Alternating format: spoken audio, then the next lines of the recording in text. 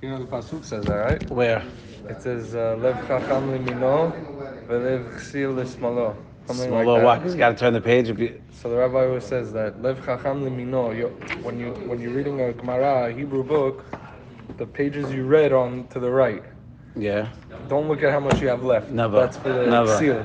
Right. The Focus on kasir what you looks. did The fool already. looks. The fool Right. looks at that. It's very good. All right. So we're on Drasha Gimel. It says Lech Lecha me'arsecha. Right. Ela aretz asher areka. Right. So the Zera Shimshon has three questions. The first one is why are you saying areka? I will show you, meaning it's emphasis on the you. Like I'm going to show you off, as opposed to saying are lecha. I will show to you where you're going to go. Right. Right, and we also see that we don't see that Hashem actually showed Abraham anything. Right, we said Shalom Atzinu She'era Lo Klum. Right, it doesn't say that Hashem showed anything to Abraham because the pasuk says right after Lech Lecha it says Vayikach Abraham El Sarai Ishto Vayitzu LaLechet Atza Kenan Vayavo Atza Kenan. They knew exactly where to go. So it seems that Abraham Hevin Me'atzmo, he understood from himself where he's going without Hakadosh Baruch Hu's help at all.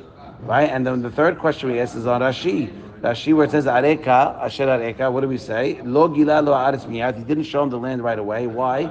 In order lehabeba be'enav, in order to get it Make it precious in his eyes. to make it precious in Abraham's eyes, right? The anticipation, like we said, and also second reason, letet lo sachar al kol dibur ve'dibur, and to give him a sachar on everything that he's doing.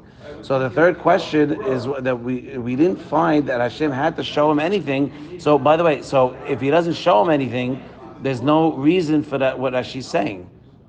Because if you're not showing him, think about it. If there was no need for Hashem to show Abraham, there's no anticipation anymore because Abraham knew where to go. There's no anticipation. Remember, it says Kedei lehabeba be'enav, and why lehabeba? Because the longer it takes, I don't know where, and then all of a sudden he shows it becomes grand.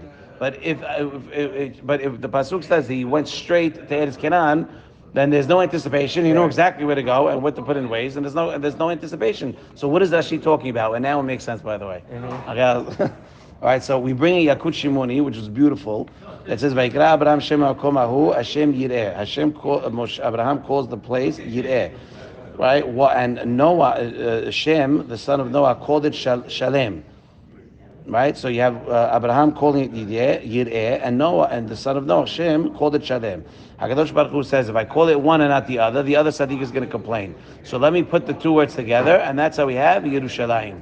That's how Yerushalayim is named Yerushalayim, which is funny because Yerushalayim, I don't think is written anywhere in the Torah, right? Very few places. Few, or if any. I don't think it says Yerushalayim. Not in the Chumash. No, I'm saying the Chumash. Chumash, no. Right. So anyway, so that's how we get to the name Yerushalayim. We have it from Abraham and Shem ben Noah. Right, and the Mefarshim explained that Melchizedek, which we know is Shem, right, the son of Noah, why did he call it Shalem? Because he was able to enjoy all the physical pleasures that the land had to offer, like Beriut, strength, all the berachot and all that stuff. That's why he called it Shalem. Right? From what? From Lashon Shelemut. From the Lashon of complete. And Abraham said Yireh. Why? Because he understood that it's going to help him become more Hatzlaha Nafshiyit, right? Ruhaniyit, right? More spiritual. And that's why he called it Yireh, which is Lashon Yirah. Which is why Yirah, because Lashon Yirat Hashem, right? Yireh Shemaim.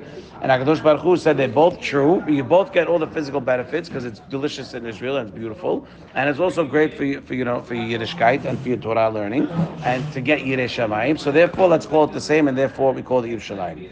And so why does he bring this? To show you that Eretz Yisrael has the benefit and can reflect the quality of its inhabitants. Whatever you want, you can get. If you want the physical pleasures of the world, you can get it in Israel. If you want the spiritual pleasures of the world, you could also get it in Israel. To show you that Eretz Yisrael can give you what you're looking for, and it will reflect based on what you are looking for. So therefore, HaKadosh Baruch Hu promises Abraham, Lech Lecha la'aretz asher areka, and yeh beracha. What are you learning from this? What are you learning from this? Why did he tell you go to the land? To explain to you that the beracha and the shefa that you're going to get is going to happen exactly when you come inside Eretz Israel, and when you get there, the whole world will know that you are Sadiq Amud.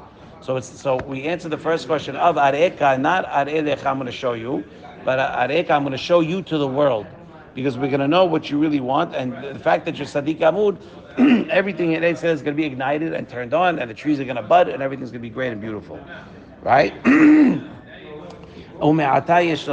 said what? We said that I got. So now with this, it's simple and known that Hashem did not have to come and tell Abraham where to go because he knew exactly where to go because Shem knew where to go. Shem, he knows from Shem's time that the land sprouts out, right? So when Hashem told Abraham, Lech Lecha Asher Ar'eka, I know where I'm going to show you. I know what I'm going to show you. And Lefi Abraham himself knew where to go because he knew Asher Ar'eka, I'm going to show you to the world. Where is that going to happen? Oh, it must be Eretz Yisrael because that's where everything sprouts out, right? Right, that's right, good. So now we bring the Tanhuma. It says Vahira ba'aretz. Right, we ended with this, and we explained that Vahira ba'aretz ahi lenasoto im yehared if it's good or bad. So, and you brought it Rashi, and you said Vahira ba'aretz ahi. Only the famine was only in Eretz Yisrael proper. Okay, all the surrounding areas was not. That's not such a big test. What's the big deal? Hashem never told him, right? Zera Shimshon explains, he never explained to him that he was going to become a big nation now, Le'altad, right away. It could happen 20 years from now. Like you said, his son, he said, I'm going to make you a big nation. It didn't happen until 25 years after he got there, right? He had Yitzhak when he was, by the Baal Turim says, Lech Lecha, is what Gematria have 100. To tell you when you're 100, Eschad Legoy Gadol, which is going to be Avraham, which is going to be Yitzhak. Right, so you have that. So right, you didn't give right away. So what we said makes sense. What we said makes sense. That why was it a real test? Because you told me Asher Ar'eka, you're going to show the world that I'm a Sadiq Amud, and now that I got there, everything died. It didn't get better. It got worse. So that's the real test. And even with all that, Abraham Avinu did not question or have any thoughts that maybe what Hashem is telling me is not correct. Baruch Adonai Olam, Amen.